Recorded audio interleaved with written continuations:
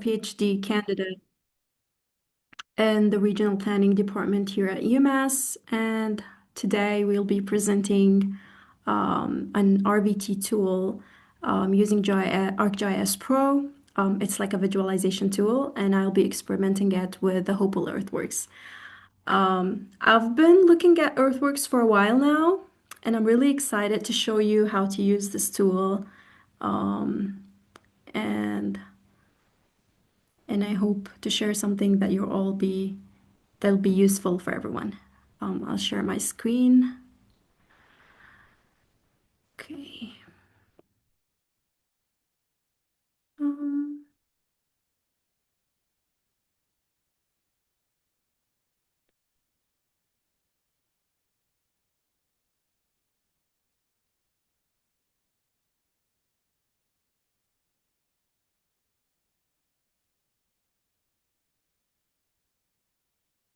Um, so today we'll be talking about LiDAR data visualization techniques in ArcGIS Pro. In the beginning, I would just want to give a brief introduction about the setup. We have shared an instruction document for everyone, so I hope you were all able to look at that instruction document. In that document, we shared Drive. In that drive, you'll find the data that I'll be using in this workshop, and there were instructions to download the RVT tool. In case you were not able to find the custom folder, you just create one and paste the extension folder in there, and then you'll be able to find the tool in ArcGIS Pro once you start. In case you're using UMass, as a UMass student, you'll be able to have a free account. So all you need to do is just to make sure when you sign in, you use the user UMass/Amherst, and then you'll be able to log in as a student using your email address. In case you're not a UMass student, you'll be able to download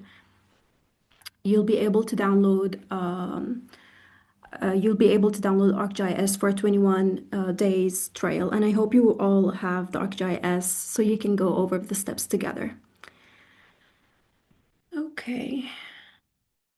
Let's see. Hmm.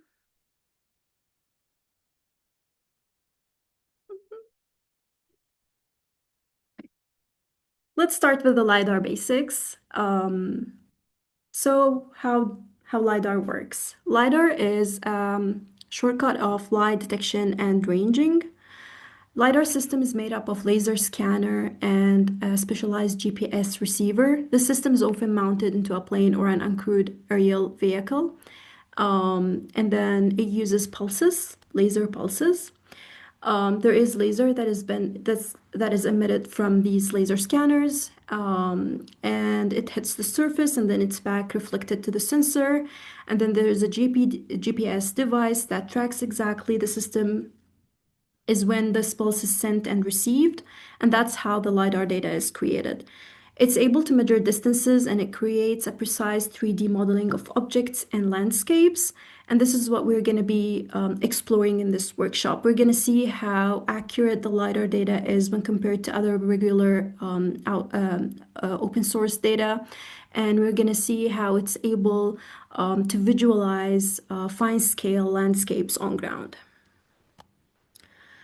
Before we talk more about the landscapes, we need to be able to differentiate between what a DEM is and what a DSM is. DEM refers to digital elevation models. It represents the bare earth surface. It excludes any structures on ground such as trees, buildings, and make them ideal for terrain analysis and hydrology. But the DSM refers to a digital surface model, and DSM represents the top of the surface. It includes trees, buildings, and structures, and make them essential for 3D modeling and urban planning. So as you can see here in the picture, on the top is the DEM model, where you can see only the ground, bare ground. And then the DSM model here, I don't know if you can see my mouse, but I'm pointing to the DSM down here where you can see clearly the trees and you can see the building roofs. So if you are trying to do some urban planning analysis, you might need a DSM, so you'll be able to visualize buildings and trees, But if you're doing some archaeology or hydrology analysis, the DEM is more helpful as it's going to show you the land, the terrain, and for the terrain, like the bare ground. And here on the right also we have two images, two raster images. One of them is a DEM for the same site, and then the other one is a DSM. And it's very obvious, the difference is very obvious, where we can see the trees and the buildings, the roads here on the DSM, and the DEM is just as like it's just as a clean bare ground surface, excluding everything on top of it.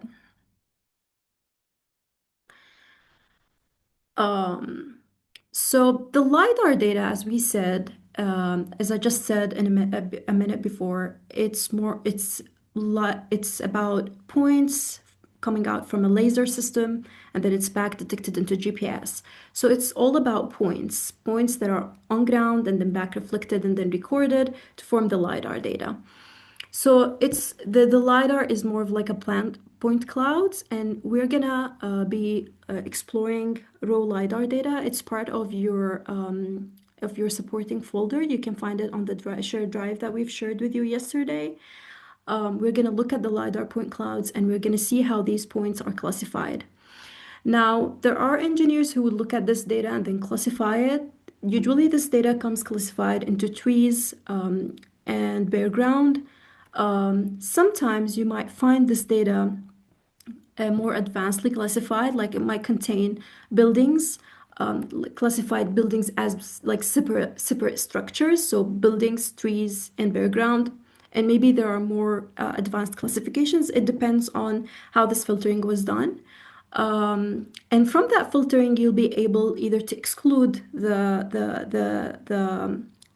trees and buildings and just look at the DEM, which resembles, as we just said, the bare ground, or include the buildings and tree structures and exclude the DEM and just look at the surface without the ground, and so on. So it's all about how you need this data and how you're going to use it for your analysis. In the images here, image A is a DSM where there are some trees and buildings, and then B is when the trees and buildings are excluded, and then C after filtering the gaps and closing them in order to be able to see a bare ground image. So this is how the analysis happened. This is how the data creation happens. Okay. I don't know why. Here. Okay. Now, what about the resolution? So LiDAR data is very important because it gives you high resolution data when compared to other open source data. This data is very high in resolution that it can reach into 1 meter cell size. This is very fine. And we're going to look now at cases where we compare both data sources together. But the resolution of the LiDAR depends on three key aspects. First, the pulse and point density, so the number of the laser points collected per unit area. The higher the density equals a higher resolution. So as much more points that we detect from the same area, the more the resolution is. Then the second key aspect is the angular resolution, and that's when it measures the angle between adjacent laser beams. So the smaller the angle, the higher the resolution, allowing detection of finer details. And then we have the vertical resolution, which is determined by the laser pulse width. Usually it's limited by the receiver bandwidth, which determines the minimum distance to distinguish separate objects. Then why do we need LiDAR? Why would we need very high resolution data that is collected through point clouds and then filtered? Why would we need this? If we already have the DEM that we can get from any open source like USGS, why would we need the LiDAR? As we just said, the LiDAR is important because it provides us with very high resolution data. And this high resolution data can illustrate on-ground information. This is usually used by many researchers, including people who work in forestry. This laser scanning can create detailed 3D maps of forests, allowing you to measure tree heights, densities, structures, and ecosystem health over large areas with very high accuracy. As you can see here in the image, this is for a forest where you can clearly see the trees and the density of trees, and the color of the points resemble their heights from ground. So this can form into a very advanced kind of analysis. Other people are the planners like us. We do need LiDAR because it can improve the analysis we do for flood risk analysis, as it provides high resolution elevation data that allows us to accurately model water flow and identify low-lying areas and map flood-prone zones. It's important to highlight that we can do similar analysis with other open source data, but with the LiDAR data, it's more accurate, it's more precise, and it can give us more accurate results for future analysis, especially when speaking about flood risk analysis or any other risk analysis. Another importance is for the archaeologists, and this is what we're going to be exploring in this workshop. How it helps archaeology analysis. It helps in the archaeology analysis through seeing what's beneath tree canopy. This site here is the Fort Hill site. It's part of Ohio's earthworks. I'm going to talk more about earthworks and define earthworks. In case you've never heard about this term before, earthworks are landscape drawings. These are of a very huge size drawings on ground. Usually you can see them using your bare eye, and because they are very huge, when compared to our human scale, it's really hard to detect them. And when we look at the image here on the left side, this is a USGS imagery, and it's just like an aerial image. You can see nothing, almost nothing on ground, but with the LiDAR advanced analysis, you'll be able to see the earthwork. If you know nothing about archaeology, you'll see this as just regular terrain. But if you know a little bit about archaeology, you'll be able to see these small mounds around the hilltop side with the small breaks. These are called earthworks, and these are detected through LiDAR. So if we don't have the LiDAR, we'll not be able to detect this kind of earthwork systems. For me, as a person who have visited this site, this image is really impressive. I've been there, I've climbed this, I've reached to the top here. I have tried my best to see the earthworks, but they were not visible at all. These earthworks were completely covered with trees, even on site, not just through aerial images. And you can see them not just because of the tree trunks, but also because of how huge they are and because of the placement of them. I've been to other hilltop sites like Fort Field, which is a UNESCO site now. It's protected by the UNESCO and it has been maintained. I was able to see the earthworks, so they do exist if maintained. But in the case of Fort Hill, the site is completely covered with trees, and you can like almost see nothing. So it's really impressive that the LiDAR is able to detect this much of accuracy from on ground. Since I was speaking about earthworks, let's introduce our case study. This is part of the earthworks that I've been studying for 2 years now. And let me just introduce the site first. What you see here in the image is Hopewell earthworks in Ohio too. There are many earthworks in the United States, but I've been exploring the ones in Ohio for a while. I've been the GIS person who produces the maps, and that's why I find the RVT tool a very interesting tool because it saved a lot of time for me as a person who have been exploring these earthworks. I picked this image here because this image is showing the scale. Earthworks are massively huge. We have no idea why these landscape drawings were done before. These have lasted for 2,000 years, almost 2,000 years. I visited that site. I have, let me just try to switch on a pointer. I have stood here on this platform, hoping to see the site. Like I climbed all this and then stood up here, and I was able to see some parts of the circles and the squares on ground. But if you walk in within this landscape drawings, you'll barely see anything. You'll not even be able to see the mounded spots here. So this very advanced engineering drawings on ground are only visible from an aerial view or from a top view like satellite scenes or LiDAR data. And you can barely see them through your bare eye And as I said, I just climbed this here up here and tried to take some pictures where I was able to detect some of this side. Um, what's so impressive about earthworks is that they are advanced in engineering, that these forms, like these huge landscape drawings, form perfect circles and squares. And many of these squares and circles fit in each other. Like some circles would fit into squares. And the circles have a unit. So wherever you see any earthworks that belong to the Hopewell culture, usually these circles have a unit and they are equal to each other. Another impressive thing about them is that they align with the Celestics. I would really encourage you to look at this culture after we're done from this lecture and just look at the videos. It's really impressive how these earthworks were formed on ground. This is part of the site visit, just for you to imagine how big these sites are.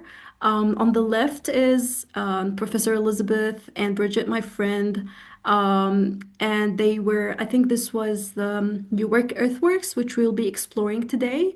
And as you can see, the mounded area is very huge. It's even like there are very little human figures next to it.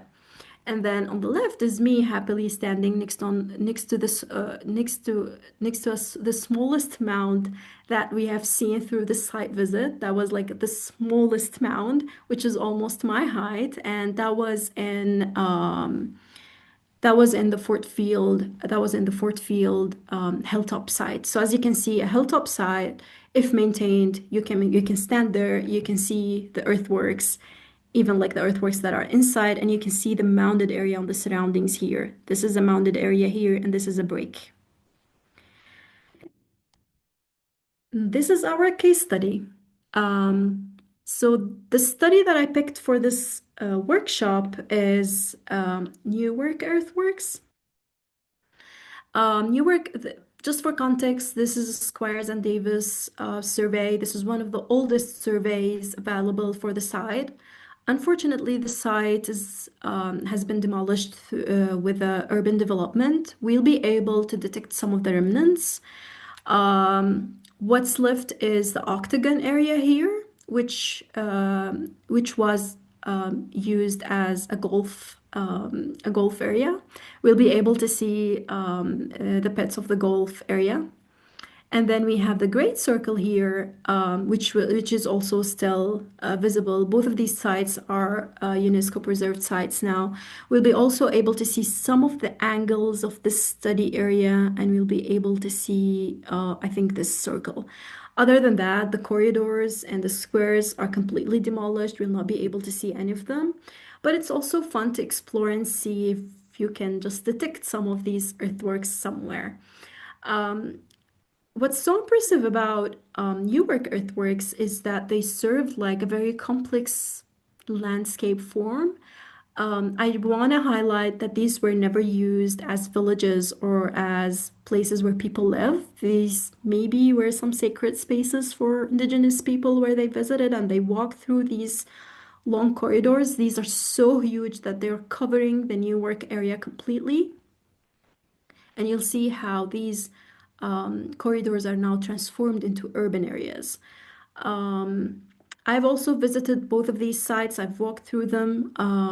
They're really impressive. They're very big.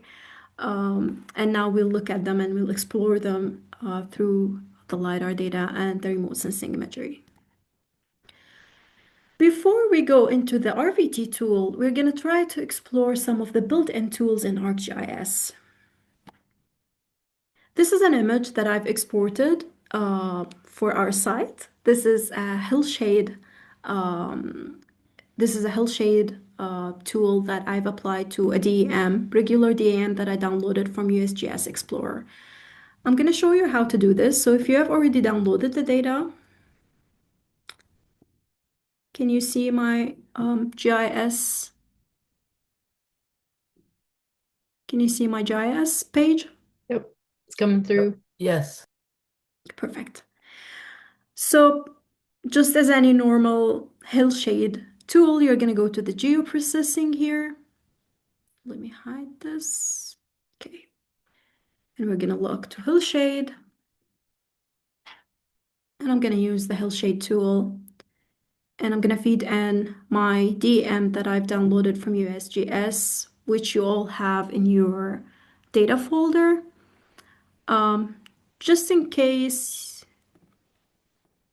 oops, it's not the right time to sign me out, but this is how the folder you all have should look like, where you can see your LAS data, your DM LiDAR, and your DM USGS projected raster. So I'm gonna get, this is how the DM look like. And of course, it's of a coarse resolution. This is a 30 meter by 30 meter. And I have downloaded the DM for the area, and then I clipped it to our study zone. I'm not going to change anything in the defaults here. Just for context, Hillshade is an image geoprocessing where a light is dropped on that site from a specific angle to explore on-ground terrain. So as you can see, you can almost see nothing here. This is like a small, say maybe the cliff or the river of that study area. Now let's try the higher resolution one, which is the DEM that we exported from the LiDAR data. I'm gonna try to show you how the DEM look like. This is how the DEM looks like. And from the DEM, it's very obvious that you can detect some of these earthworks on ground. These are the remnants here, and this is the gray circle. So let's see how we can visualize this DEM to make it clear and to visualize and to emphasize the earthworks or the topographic features on the surroundings. I'm going to start with the hillshade again. This is part of the geoprocessing tools available through ArcGIS Pro.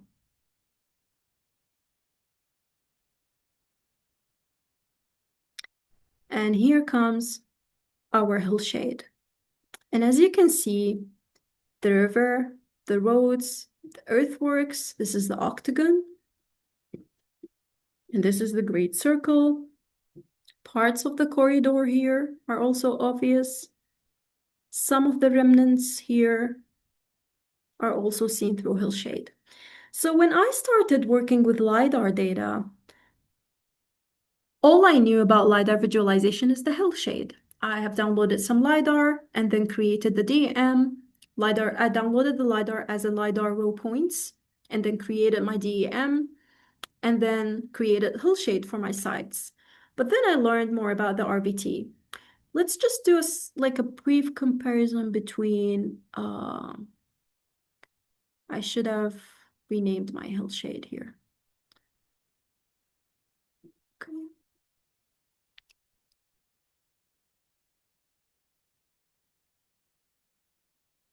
Just want to show you the difference between the two images. So this is the one we exported from a DEM, regular DEM, and this is the one for the same site exported from LiDAR data.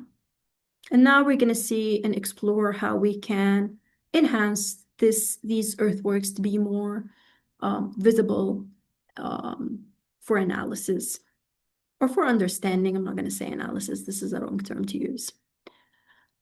As you can see here, this is the low resolution,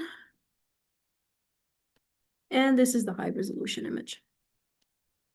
Now let's look at the RVT for ArcGIS overview.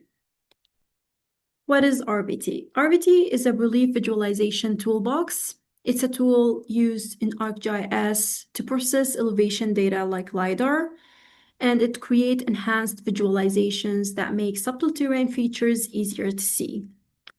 So all we need in this process is to be able to see, visually detect what's on ground. It's not made up for analysis. We don't use RVT for advanced analysis. It's not gonna perform numbers or create statistics. It's here just to visualize things on ground, just to make you be able to see them.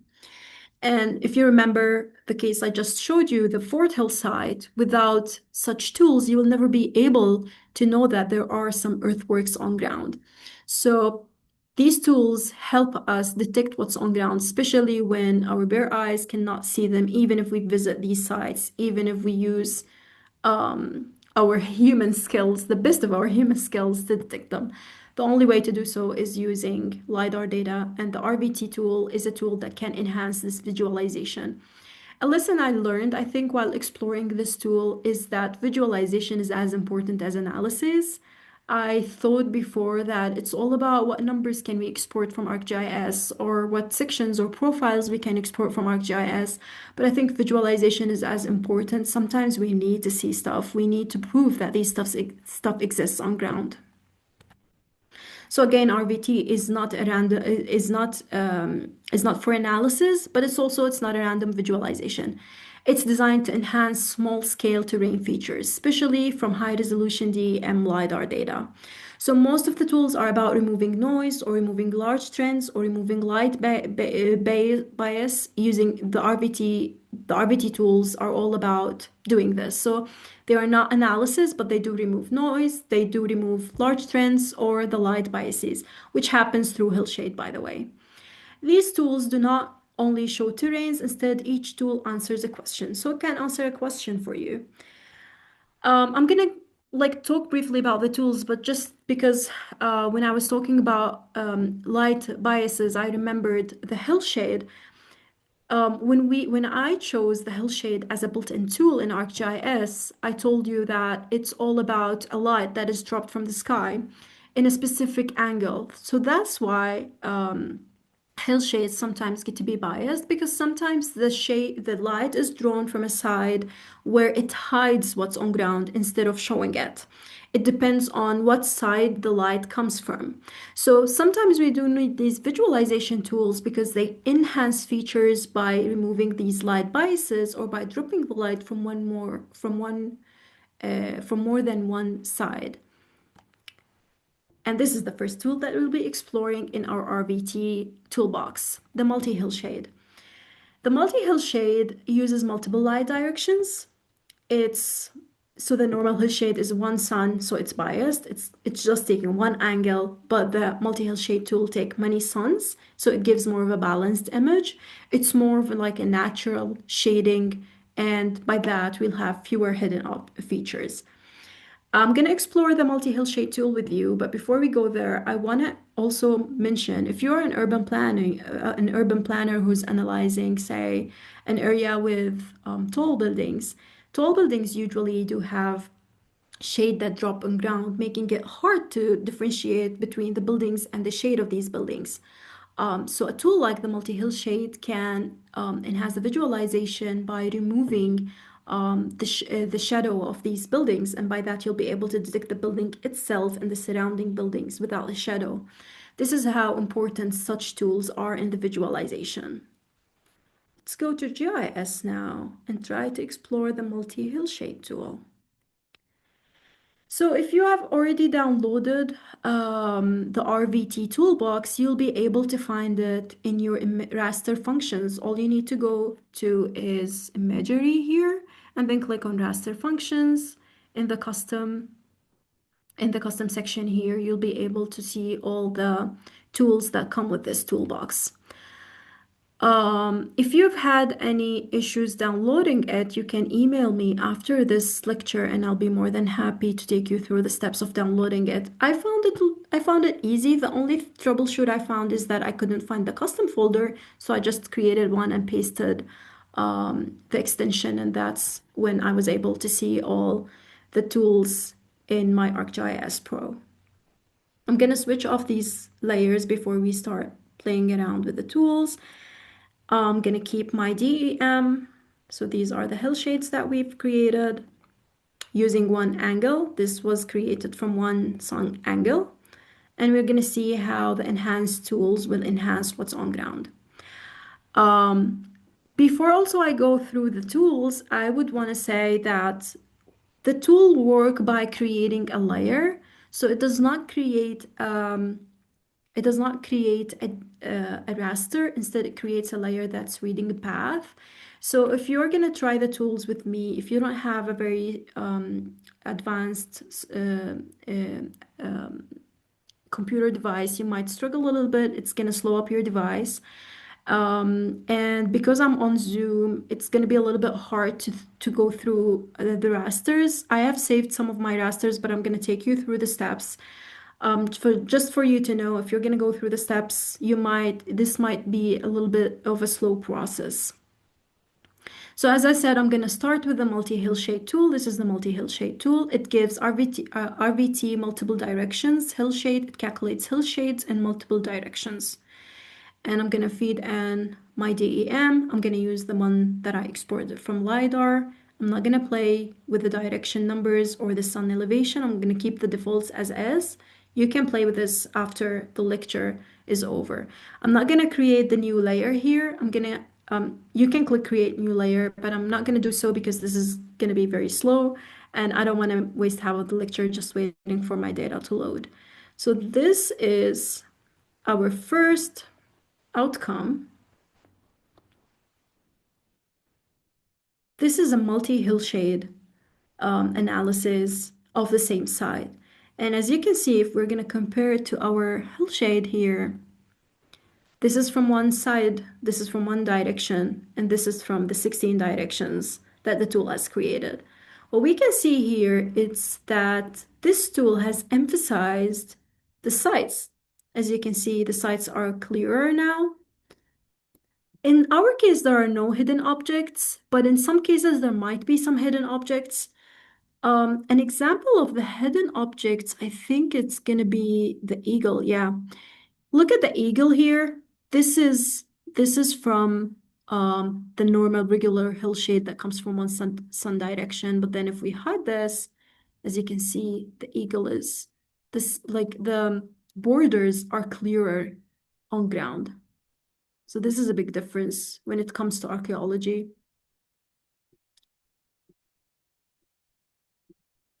So it does emphasize what's on ground. It makes it clearer for analysis. It's not analyzing it, it's visualizing it, but it's make it clearer for analysis in the future if you're doing any kind of analysis. And the remnants are also here clearer. And just for context, I want to show you how impressive this is when we look at the survey that was created 200 years ago here. This was a very accurate survey. So what we are seeing is the octagon, the great circle, the eagle, and the arc in front of it. And this is called the eagle, but I'm not sure if it is an eagle. On ground, it doesn't look like an eagle. Um, and then we have the little angles here of the corridor and the small circle here. These are all seen from the sky. This is really impressive. Every time I create these images, I get impressed. Okay. So this is the first tool, the multi-hillshade, and I'm just gonna again highlight that this tool is really important if you're working on urban planning analysis with the very high, tall buildings that you don't want the shadow of these buildings to impact your analysis. This kind of visualization is going to be really helpful. Now, looking at the other tools, so we were just done with the multi-hillshade. The other tool I'm going to be exploring with you is the MSRM, which is a multi-scale relief model. It's important because it removes large terrain trends at multiple scales. It keeps small features and medium features, and it removes broader slope. It's one of the best for feature detection. Again, because it removes any of the larger terrains, and it's going to show us the small features or the medium features. This is important if you are analyzing archaeological sites that are surrounded by steep slopes and you want to be able to detect the archaeology. Why am I saying be able to detect the archaeology? Because the archaeology usually, especially if it's like earthworks, they are not as high as steep slopes. So you need a tool that can emphasize the little elevations and that can erase the steeper elevations.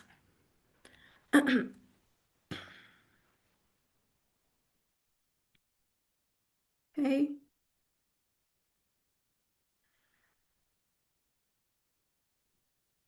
Let us see this. Okay. So the multi-scale relief model here, I'm gonna click here. This is the multi-scale relief model. I'm gonna feed in my DEM LiDAR TIF, which is also in your shared drive. I'm not gonna play with any of these features. I'm just gonna keep the default. I'm not gonna click create new layer because this is gonna make it very slow for us, but I'm gonna show you the outcome here. So this is the outcome. And this is really impressive again, because as you can see, when we compare it to the Multi Hillshade tool, here, there appear to be some of like a mountainous area. There appear to be a cliff. The river features are very clear in the multi-hillshade visualization. But then when we create the multi-scale relief model, the mountainous region is almost flat, but whatever is on top of it is very clear and detectable. Even though these are not earthworks, I do know that these are not earthworks, but it flattened the steepness and it kept the small elevations. And it's like the earthworks are now perfectly drawn on ground. You can see also very because the ground was flattened, you can see the small break here in the circle and another small break here in the circle. The breaks are perfectly drawn, and I don't think these breaks were as visible as in here when we looked at the multi-hillshade tool. Again, you can see that the eagle is perfectly drawn on ground and the arc too. So it visualized the elevated areas and it flattened the steepness, making the earthworks clearly visible from the sky.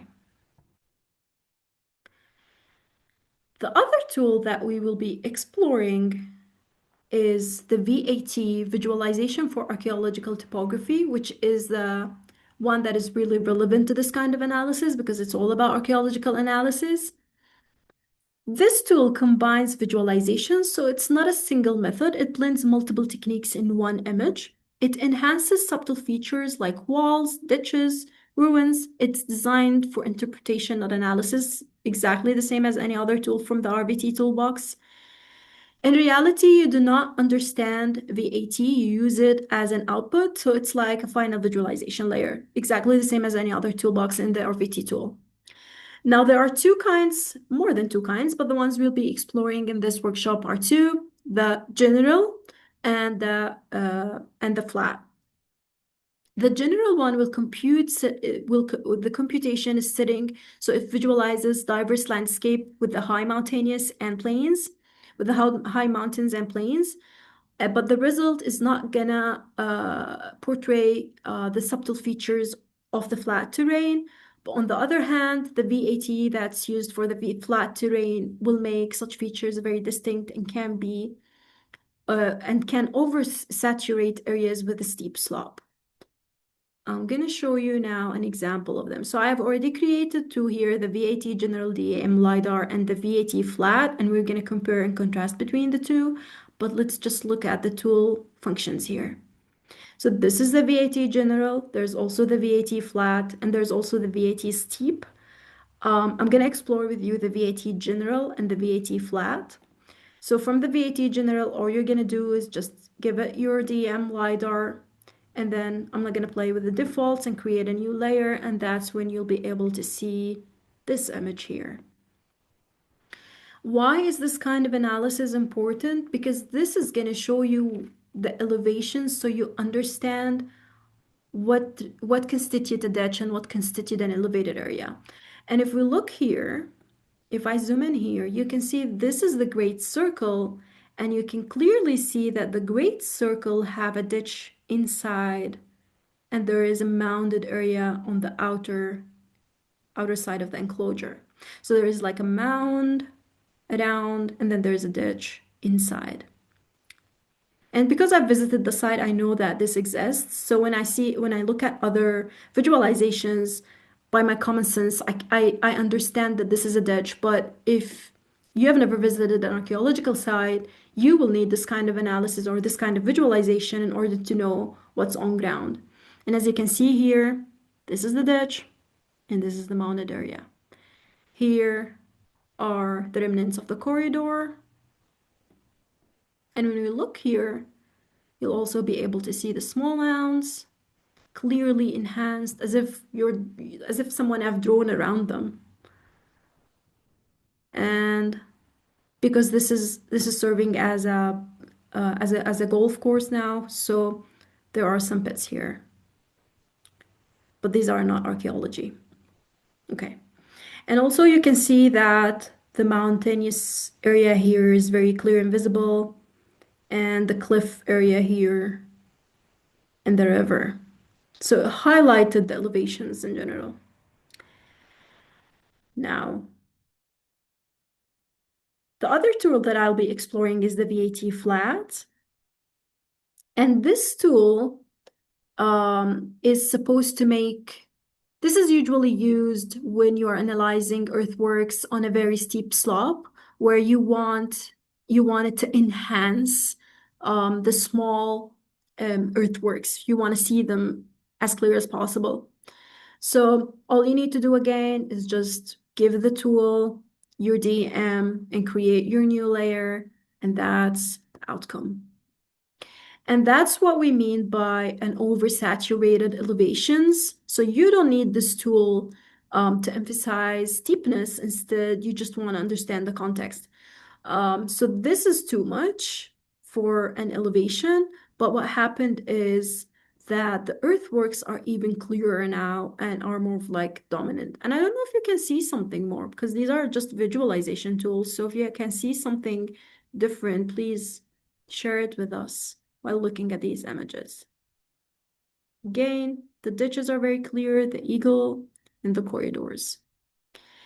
And when we look here, you can see how the urban development is very clear in this kind of image. And yeah, when I was looking at it just before the lecture, because it's enhancing the topographical differences, if you look at the flat versus the general, look at this kind of landscape surrounding our side, you'll see how it's making everything, every single every small difference in elevation very obvious.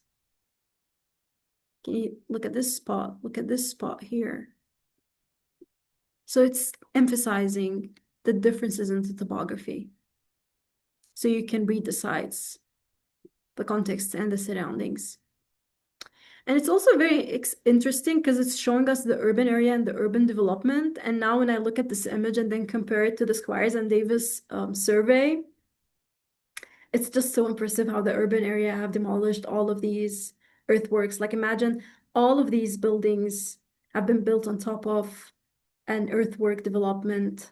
The corridors once existed here, and there was like the square here and the other corridors connecting the square with the other corridors connecting the octagon. So this is a really massively huge site. And it's like, it's even bigger than a neighborhood scale when compared to the surrounding urban blocks.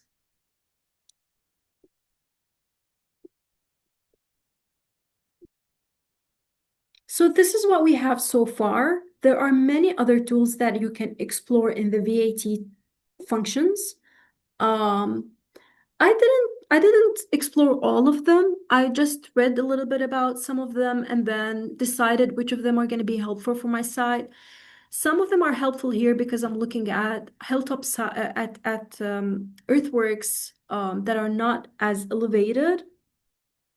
But then maybe other tools that might be more helpful for exploring sites, for example, like the Fort Hill and the Fort Field sites that I've just talked about, such as the openness tool.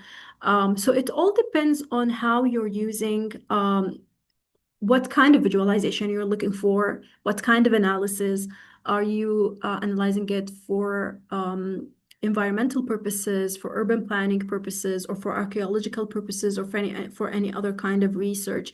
So it all depends on how you intend to use this data. It all depends on your data, also your input data, and your site. So I would encourage you to visit the RVT Toolbox site. They would provide you with a manual there, and the manual would have a very detailed explanation of every tool of these tools. And also going to give you some references that you can cite in case you're working on a research and you want to cite how does these tools work and how does this visualization happen. So this is what we have so far for the RVT. And now I think the following question that everyone will have is, from where do we get this fine resolution data? Where do we find LiDAR data? I think if any of you has been working on GIS kind of analysis, I think almost everyone have tried the DEM data from the open source like USGS. But I think after looking at how amazing the LiDAR data is in illustrating what's on ground, you might be interested in creating your own DEM with a high resolution. So where do we find LiDAR data? LiDAR data is available on MassGIS in case you're working in the United States. It's also available through NOAA. It's also available through USGS. LiDAR Explorer. I'm going to take you through these websites and I'm going to show you how to download the LiDAR data. In case you're working internationally, unfortunately, I don't have any idea if this data is available for your sites, but I would encourage you to look for it. The data is going to look exactly the same everywhere. Like LiDAR consists of tiles. So you're just going to download the tiles that cover your study area. I'm going to take you through the open sources that are available in the United States, but you might be interested in looking in international wise somewhere. And I think the process of download is going to be exactly the same. These are the resources that we've got for you. This is the MassGIS, and I guess all UMass students have navigated through this website before. This website is rich. It contains unlimited data. Part of this data is the LiDAR terrain data that you can download. It's of a high resolution data for Massachusetts. And if we scroll down here, you'll be able to download. It contains links to the NOAA Point Cloud, but then here you'll be able to download Massachusetts data as a zip folder, and it is a very big folder. And then if you scroll a little bit down, you'll be able to find tile index where you download them as tiles. And these tiles have different resolutions from 0.5 to 1 meter in resolution. So this is how you download them from MassGIS. And then this is the USGS LiDAR Explorer, where all you need to do is zoom to your study area. I'm going to take you to Ohio. And this is Newark. This is how we download the data. And then all you need to do is just click on the control and then select your study area. And then you'll be able to see the LiDARs that are available for this study area. It's taking some time. I just want to show you how the tiles look like. Okay, here we go.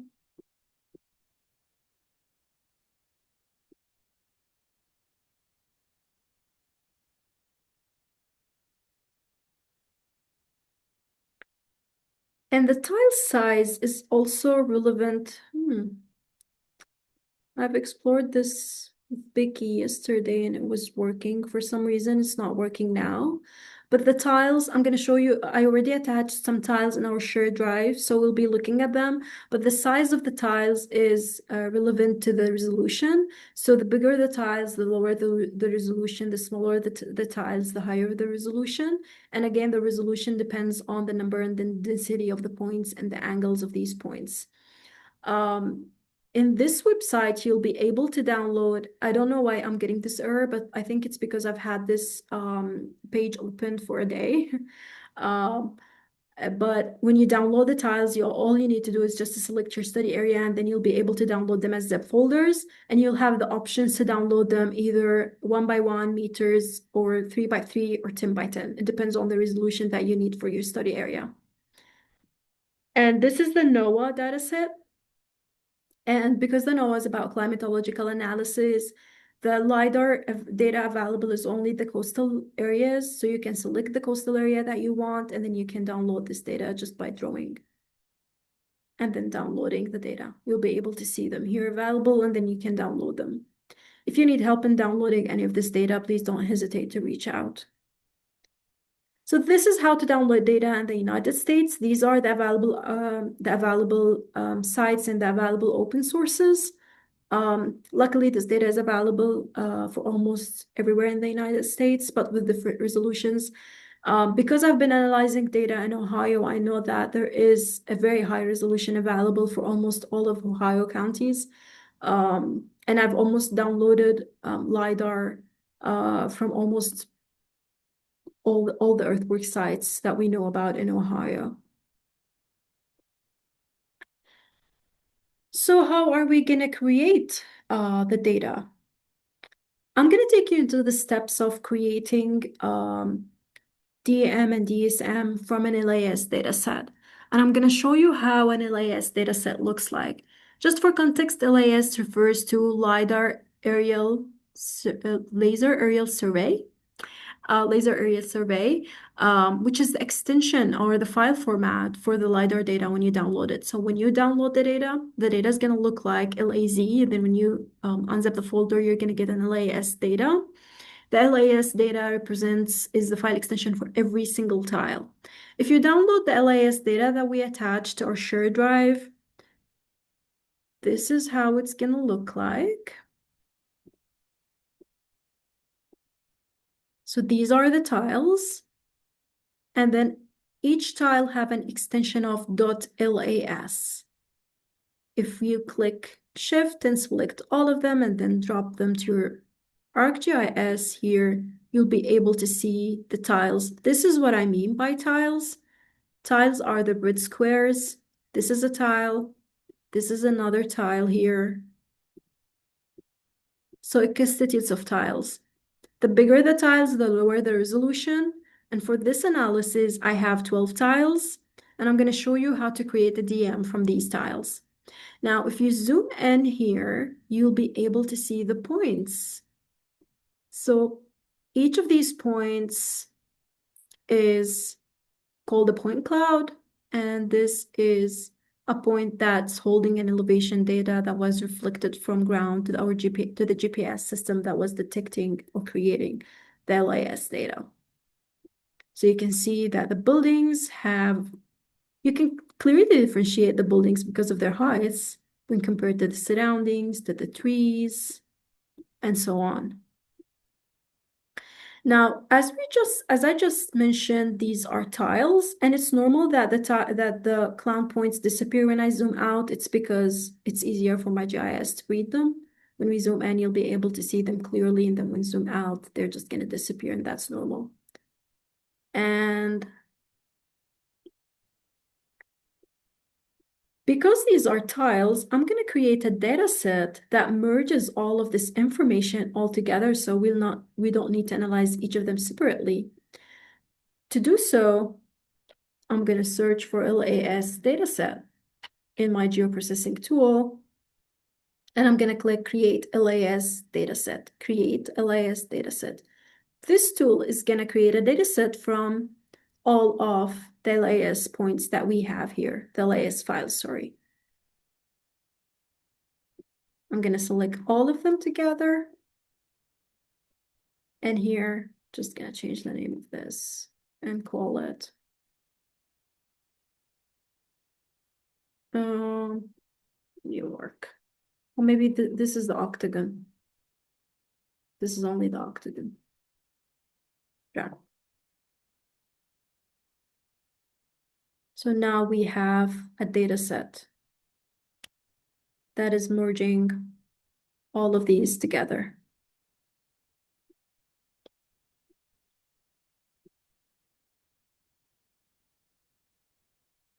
Okay, this is the data set. Now the following step is going to be for us to create a raster out of this LiDAR dataset because currently it's just points. These are just points, and we want to convert these points into elevation data. Now, as we have mentioned earlier in the presentation, there are two kinds of this data. There is the DAM and the DSM. The DAM is the background, and the DSM is the data that contains the raster that contains the surface information such as trees and buildings.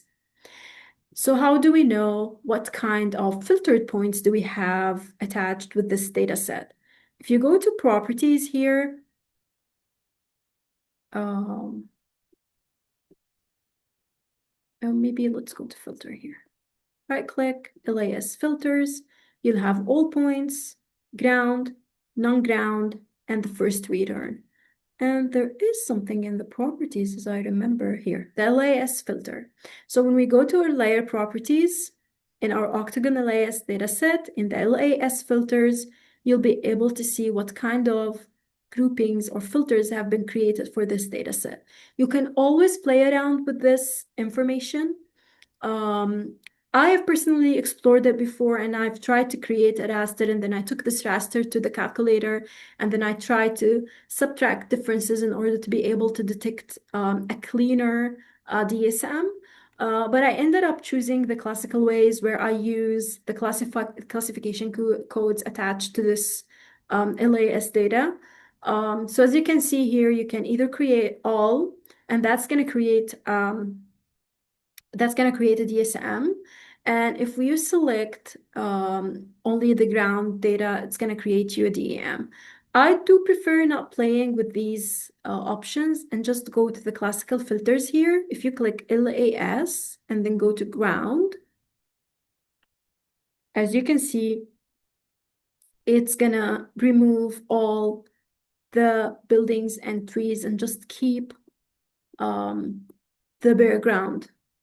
And then usually the process is after you select this filter and make sure that you've selected this filter, all you need to do is to convert this LAS to raster. LAS dataset to raster, feed in your octagon LAS dataset that we have just created and that we are sure that we have selected the filter on ground. And then I'm not going to play around with these options. And this is going to be our octagon DEM.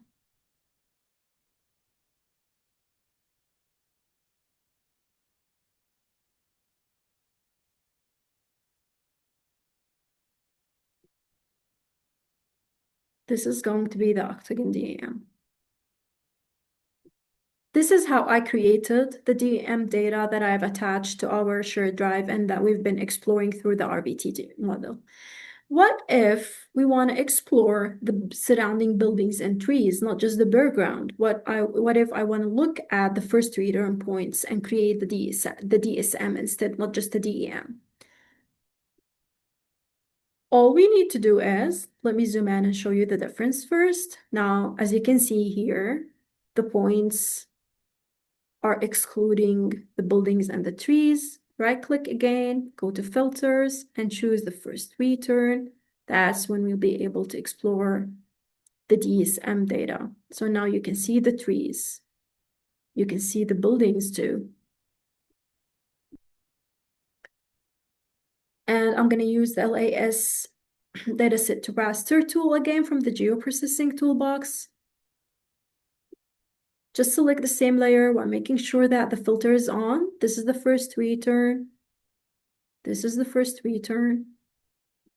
And I'm going to call this Octagon DSM and then run the tool. And by that, we'll have a DSM that's showing us the trees and the surrounding buildings. Let me switch this off so you can see the buildings. Let's play around with this DSM and let's try to visualize it. I'm going to start with the hillshade.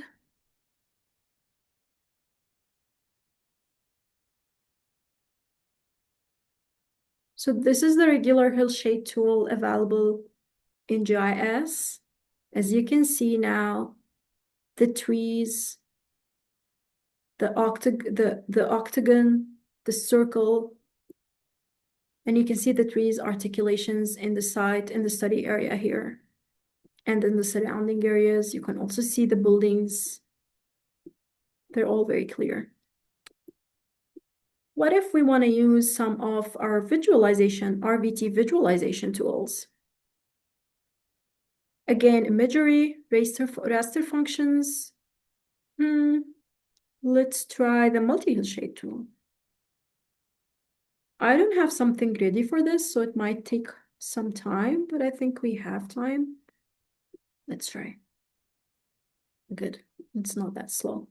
So the Multi Hillshade tool was not as helpful in illustrating it. Obviously, the trees now look like dots because there's no shadow of these trees. But the earthworks are more obvious even though they are hidden by the trees. And even we compare this to the regular hillshade. Look at the difference. And that's because it enhanced the structures and not the shadows of these structures. I don't know if we should try another tool, but so far this is what I have for a DSM.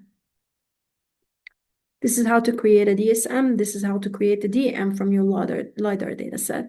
I also want to mention that I have 12 LIS tiles only for part of our study area because this is our study area. So our study area was bigger for this workshop. I just picked a small side.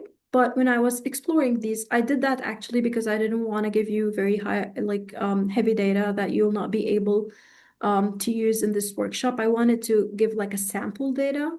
But if you look at my presentation here, I have attached the full study area when I was trying to do some DSM analysis. You can see the buildings here. This elevated area is completely covered with trees. And then the earthworks themselves are also completely covered with trees. But even if the earthworks are hidden, partially hidden, you can see some part of them. Like you can detect that there is something different on ground.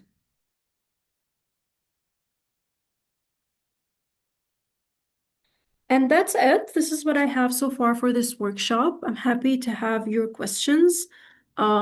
Just I just want to mention that this site is called Mount City, and it's also a part of the Ohio Earthworks. I've created this LiDAR image, this hillshade image from some LiDAR data. So if you have any questions,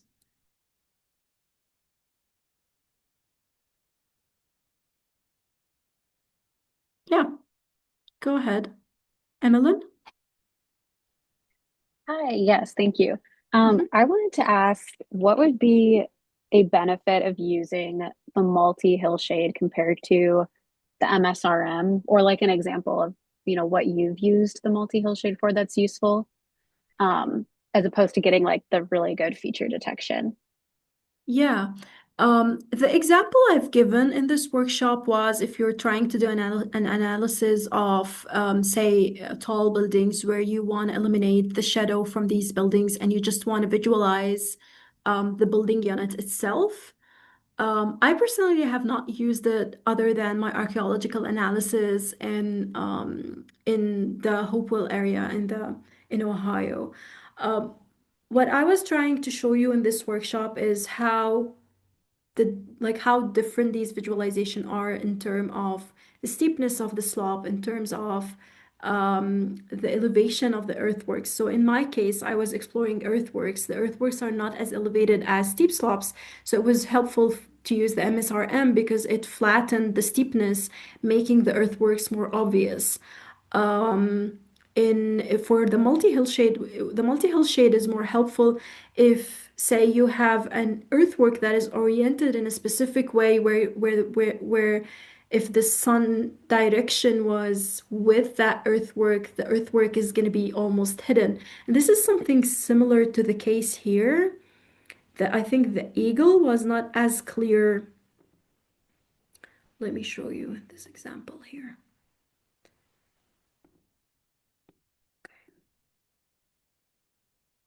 So this is the multi-hill shade. This is the multi-hill shade here. And when you look at the eagle mound here, you can see it clearly. You can see the three angles of it. This is the only example I have so far, and I hope this is going to make it clear for you.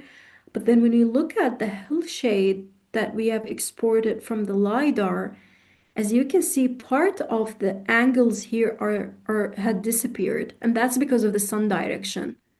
So it's going to emphasize what's on ground by removing the light biases. This is the difference. Can you see how Yeah, it's yeah, absolutely. enhancing and it's enhancing all the angles? And the hillshade, by the way, the hillshade is a tool usually used for earthwork analysis or for LiDAR analysis in general. So if you have the cloud points, the only way to see what the cloud points are showing is by using the hillshade tool. I think there might be other tools, but that's the one I know about. So having other tools like the multi-hillshade or the VAT or the multi-scale relief is really exciting because you'll be able to see some like the same information but from different perspectives or using different light directions. Okay, I hope I that answered makes your sense. Thank you. question. Yeah, Yeah, sure. absolutely. Any other questions?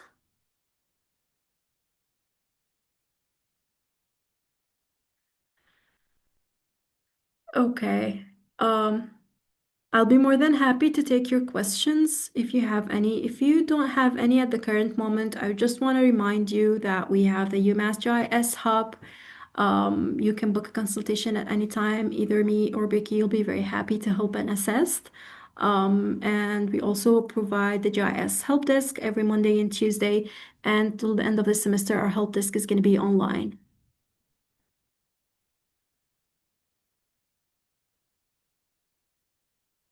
Oh, let me stop sharing my screen. If anyone have any questions, Becky, would you like to say anything before we end? Thank you. That was a wonderful workshop, Sarah. Thank you Thank you so so much. much. It's really cool to see all the different ways in which visualizations can help you understand the landscape better. Thank So you. thank you so much for doing that. Thanks to Sure. everybody who attended and participated. And I'll also reiterate, you can reach out to either of us anytime. We're here to help you. Free service through the libraries to help with anything GIS related. All right. I hope you all have a nice day.